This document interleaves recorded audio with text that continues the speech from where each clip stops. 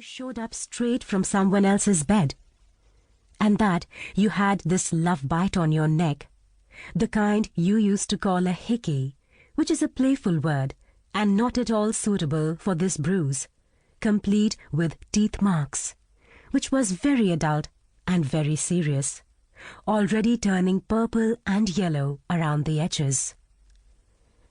You had to borrow a high-necked kurta and spent the whole afternoon with one hand on your neck. But you think her parents noticed anyway. She has babies now. You'd like to meet them, but you don't think you ever will, unless you run into her somewhere in the city you live in and in which she used to. She might not even know who you are, but you plan to smile and ask, "So, how's it going?" But when you met Old Green Eyes, she was still the person you saw the most. It was she who held your hand when your only serious boyfriend broke up with you a few months ago. It was she who accompanied you to the beauty salon and who smiled widely when you instructed the hairdresser to cut off your almost waist-length hair to a cropped pixie cut that made women murmur at you for many years later. "Are you straight?" It was she, too, that brought this man around to your home, who gently nudged you into flirting with him. Or are you attributing too much to her now?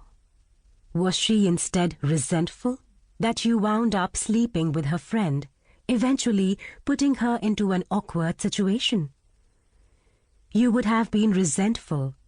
You have always been suspicious of two of your friends getting along well and privately, even though you are pleased that they like each other. You wish they'd stick to their boundaries and remember that their social interaction can only pass through you.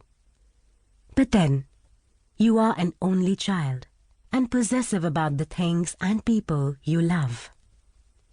You do not wish to share. You never had halved affection or had to fight to be noticed.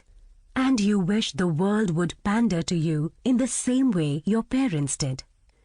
You recognize that thought as unreasonable, but you wish it anyway. Why not?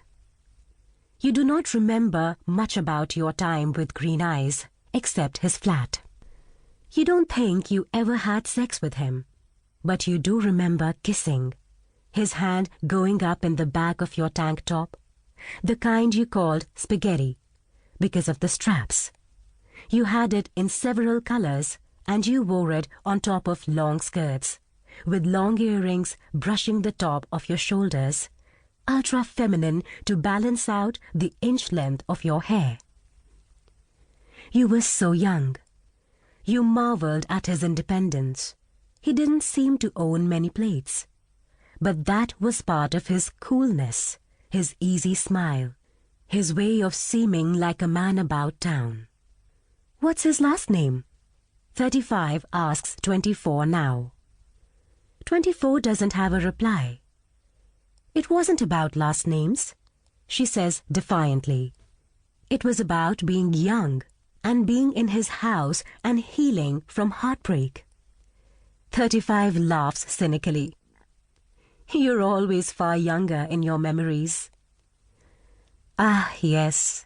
You remember now that you didn't sleep with him because it still felt like a betrayal to yourself, to happy times gone by, to sleep with someone you didn't love. You were very new to sex, and you were still trying to find your way. So that was the beginning. An afternoon spent playing houses, Domino's pizza on the bed, packets of chili flakes everywhere. Him telling you about his life philosophy. "See, it's like this.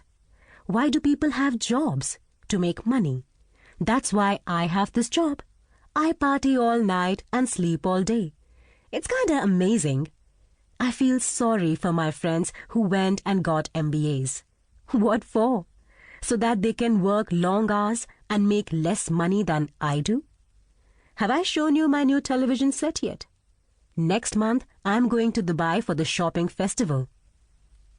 There's no middle to this story. there's just the end.